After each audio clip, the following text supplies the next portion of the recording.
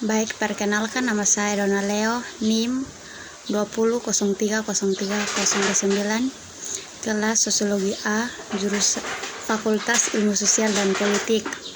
Baik, di sini saya akan menjelaskan perkembangan dan ruang lingkup sosiologi. Sosiologi merupakan ilmu yang muncul jauh setelah kehadiran ilmu alam dan ilmu-ilmu sosial lainnya, meskipun pertanyaan mengenai perubahan di masyarakat sudah ada ratusan tahun sebelum Masehi, namun sosiologi dalam pengertian sebagai ilmu yang mempelajari tentang masyarakat baru lahir belasan abad kemudian. Awalnya semua pengetahuan manusia jadi satu dalam filsafat, tapi sejalan fisik, kimia, biologi, dan geologi. Sedangkan filsafat kejiwaan dan filsafat sosial berkembang menjadi psikologi dan sosiologi. Perkembangan sosial berlangsung selama berabad-abad yang berbagi menjadi 5 periode, yaitu perkembangan awal, abad pencerahan, abad revolusi, kelahiran sosiologi, dan munculnya sosiologi modern. Baik, yang pertama, perkembangan awal.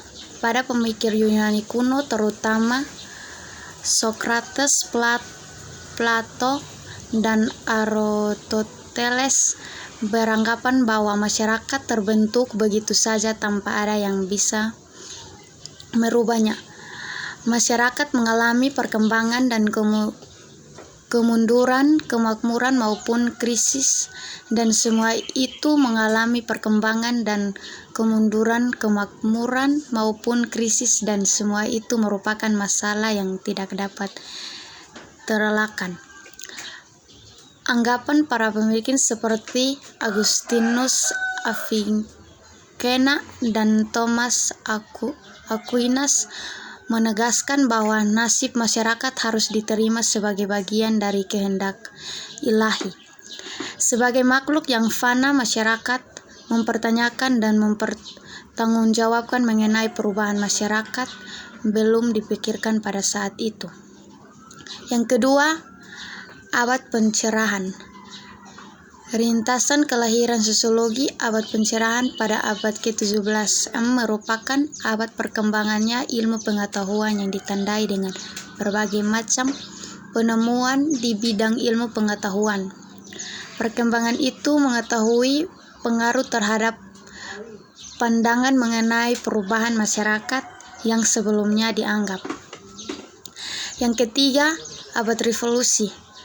Pemicu lahirnya sosiologi adanya perubahan abad-abad pencerahan mengakibatkan perubahan revolusioner di sepanjang abad ke-18 merupakan itu dapat dikatakan revolusioner karena perubahan terjadi dengan cepat, mengakibatkan struktur atau tatanan masyarakat lama berganti dengan struktur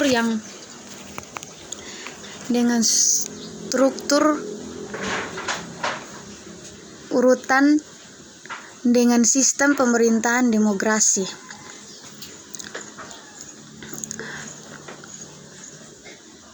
Yang keempat, kelahiran sosiologi pada abad ke-19 Masehi. Ilmuwan mulai menyadari perlunya mengadari kondisi dan perubahan sosial secara khusus. Mereka berusaha membangun teori sosial, kondisi dan perubahan sosial secara khusus. Mereka berusaha membangun teori sosial berdasarkan ciri-ciri hakiki masyarakat pada tiap perubahan manusia. Yang kelima, kelahiran sosiologi modern. Meski sosiologi lahir di Eropa, namun perkembangannya justru terjadi dengan pesat di Amerika. Ini berhubungan dengan gejolak sosial. Terjadi beberapa pemikiran baru tentang sosiologi termuka, yaitu A. Devotionisme, memandang masyarakat sebagai suatu jaringan seperti perkawinan dan agama. Struktur sosial sebagai suatu yang paling berpengaruh dalam masyarakat dan mendapat bahwa peran dan status sosial menentukan tingkah laku manusia dari ciri sosial modern. Baik, istilah sosial ditemukan pertama kali oleh seorang filsuf dari Prancis yang bernama Auguste Marie Francois, atau terkenal dengan sebutan Auguste Comte, pada tahun 1798. Dalam bukunya Karena Jasanya Maka yang berarti teman atau sesama, dan kata logos dari bahasa Yunani. Berikut definisi sosial menurut para ahli. Yang pertama, Auguste Comte. Kedua, Amelia Durkheim.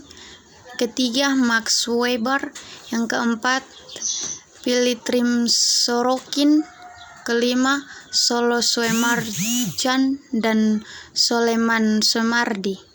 Keenam, Sorjono. Keempat, Anstri S. Susanto. Yang kedelapan, Mayor Polak. Sebagai ilmu pengetahuan sosiologi memiliki ciri-ciri sebagai berikut. Yang pertama, empiris. Sosiologi didasarkan pada hasil observasi atau pengamatan terhadap kenyataan dan akal sehat, sehingga hasilnya tidak bersifat spekulatif atau menduga-duga.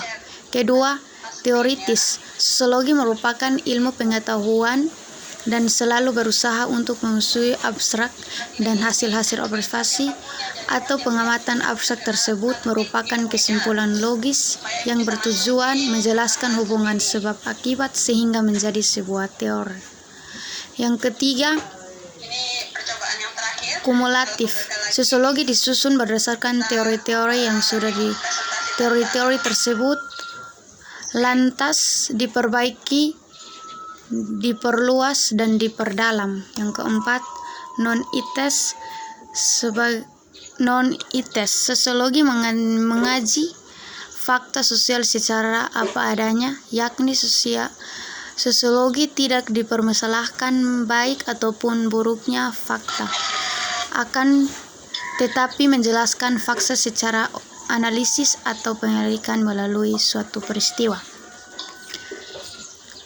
Sebagai ilmu pengetahuan, sosiologi juga memiliki hakikat sebagai berikut.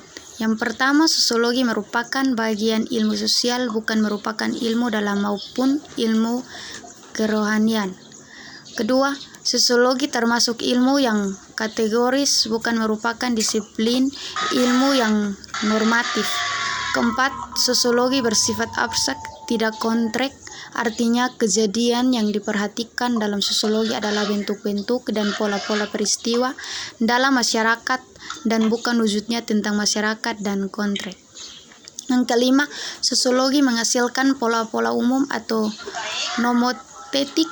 Sosiologi mencapai apa yang menjadi prinsip-prinsip atau hukum-hukum umum dari interaksi antar manusia, individu maupun kelompok, dan perihal sifat hakikat, bentuk, isi, struktur, maupun proses dari masyarakat manusia.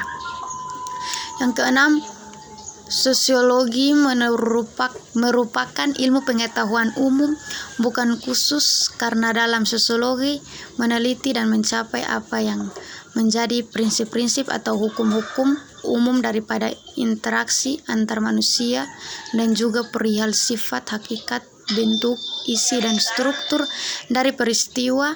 Intinya, sosiologi mempelajari gejala umum yang ada pada interaksi manusia. Yang ketujuh, sosiologi adalah ilmu rasional, karena apa yang dihasilkan oleh ilmu sosial dapat diterima oleh akal sehat. Baik, mungkin dari saya ini. Terima kasih. Selamat siang.